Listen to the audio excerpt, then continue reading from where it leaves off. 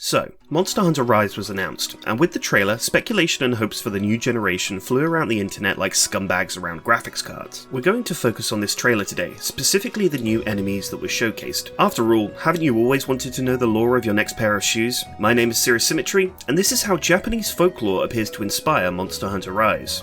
To begin, a summary. Monster Hunter Rise appears to be imbibing a much more traditional Japanese aesthetic, and as such it's been compared to Plausible Third, one of the last games to fully embrace this. This extension applies to the monsters in question also, as each one appears to be based off of a different type of yokai.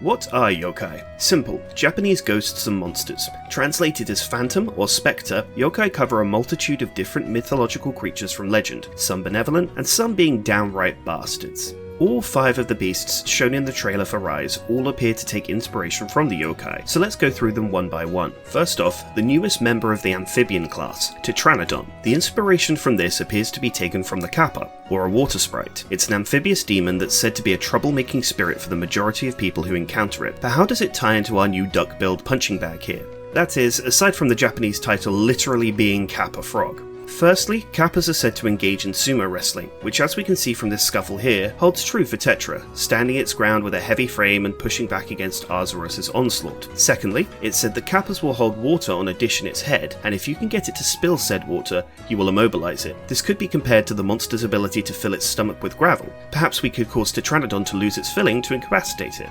Finally is the amphibious nature. We see Tetranodon featured near shallow lakes, much like where the Kappa would also be found. Located in its preferred environment, however near enough to humans to really start causing trouble. We move on next to our 5th generation Jaggi Greytazuchi. The spirit in question that this sociable bird wyvern appears to recall is that of the Kamaitachi, and this is also echoed in the Japanese name, the Kamaitachi wyvern. It's a fairly simple comparison this, as the yokai is said to resemble a weasel that would appear on tornadoes or dust devils, cutting with sides. You can plainly see this in the combat, attacking with lesser Izuchi one after the other like an unrelenting wind, and the sides on the tails just really sell it for this example. Moving on now to our new bird friend here, Aknosom. Known as the parasol bird, the comparison is a looser one, being that of the Kasa Obake. This yokai is said to be a spirit that possesses discarded umbrellas, however its personality and activities largely remain to be unconfirmed, as it exists as a general depiction of a spectre. At the very least we can see our new crane buddy here has a crest that can open and close much like the aforementioned umbrella.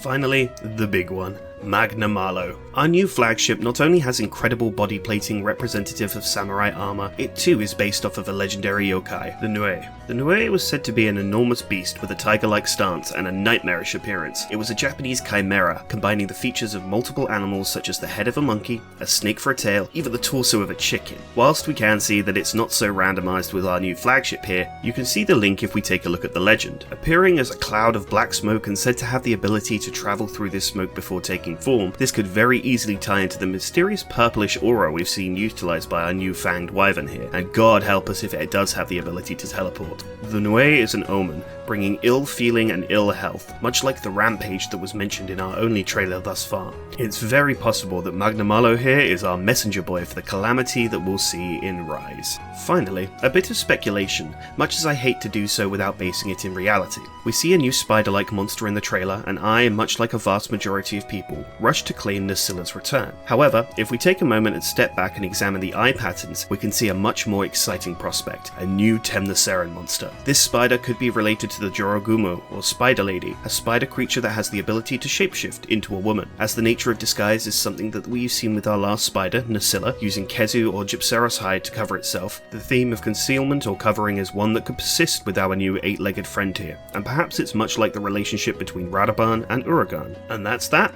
I hope you learned something today. It's been fascinating seeing the clear ties between folklore and our new portable title, and shows that the creativity we love from the monster design still persists as ever. Perhaps we could see more, such as the Tengu, a birdman spirit that was said to be the harbinger of war, or the Ubume, the restless spirit of a childbearing mother. Who knows for now, but regardless, I hope that you enjoyed this video. Please feel free to let me know what you think, and go ahead and subscribe if you like what you see. I'll see you all next time.